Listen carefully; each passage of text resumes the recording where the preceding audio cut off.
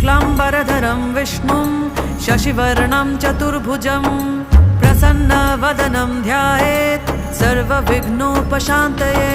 व्यासं वसिष्ठनप्तारं शक्तिः पौत्रमकल्मषं पराशरात्मजं वन्दे शुकतातं तपोनिधिं।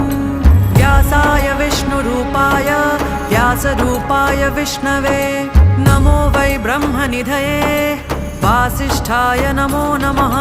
अविकाराय शुद्धाय नित्याय परमात्मने सदैकरूपरूपाय विष्णवे सर्वजिष्णवे।